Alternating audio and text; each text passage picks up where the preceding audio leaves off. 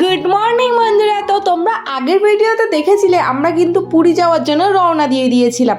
আজ কিন্তু আমরা একদম সকাল সকাল মানে 7:30টার মধ্যেই পুরী স্টেশনে পৌঁছে গেছি। আশপাশের ভিড়টা তোমরা দেখতেই পাচ্ছ। তো স্টেশন থেকে নেমে আমরা ওখান থেকে একটি অটো নিয়ে নিলাম। তো অটোটা যখন বিচের পাশ থেকে যাচ্ছিল না, তো আমি ভিডিওটা না নিয়ে থাকতে পারলামই না, মানে সমুদ্রটা যেন আমাকে এখনই ডাকছে।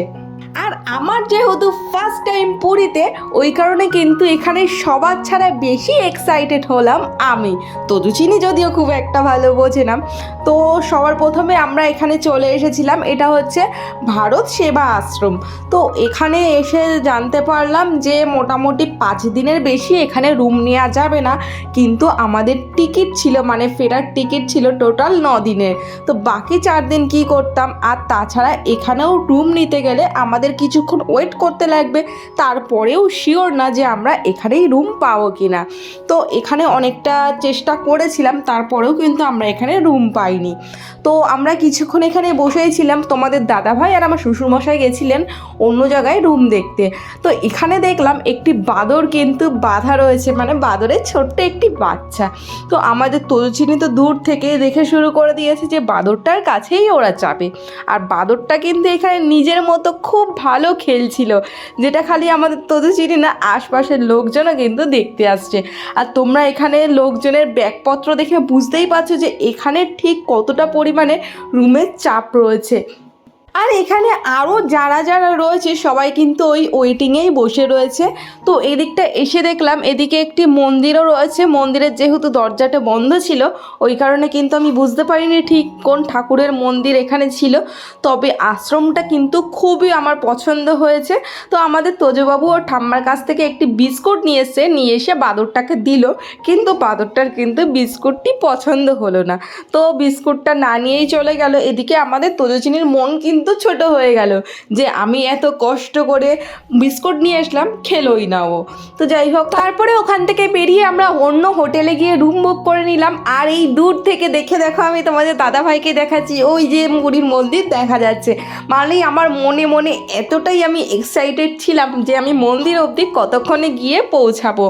কিন্তু এখানে এসে ব্যাপারটা হয়ে গেছিলো, আমরা একটি পুরোহিতের সাথে ফোনে কথা বলেছিলাম, কিন্তু না পুরোহিতটা আমাদেরকে চেনে, না আমরা পুরোহিতটাকে চিনি। তো যার জন্য পুরোহিতটাকে ফোন করে বললাম যে এখানে 2টো স্ট্যাচু লাগানো আছে, তো আমরা এখানেই আছি। তো যার জন্য পুরোহিতটা কিন্তু আমাদের এখান থেকে এসে ভেতর অবধি নিয়ে গেল। তবে ব্যাপারটা হচ্ছে এই পুরীর মন্দিরের বাইরের পোর্শনগুলোতে কিন্তু মোটামুটি ক্যামেরা অ্যালাউ আছে, তবে পুরীর মন্দিরের ভেতরে ক্যামেরা অ্যালাউ নেই। কিন্তু আমরা তাড়াহুড়োর চোটে, আর আমাদেরকে পুরোহিতটাও খুব তাড়াহুড়ো দিচ্ছিল দেখে আমরা কিন্তু ফোনটা আগেই জমা দিয়ে দিয়েছিলাম। পরে গিয়ে বুঝলাম যে আমরা তো আরও দূর অবধি ফোনটা নিয়ে যেতে পারতাম, আরও ভালো কিছু আমাদের ক্যামেরায় ক্যাপচার করতে পারতাম। সব থেকে দেখার জিনিস ছিল সেটা হচ্ছে পুরীর মন্দিরের যে পতাকাটা পাল্টানো হয়।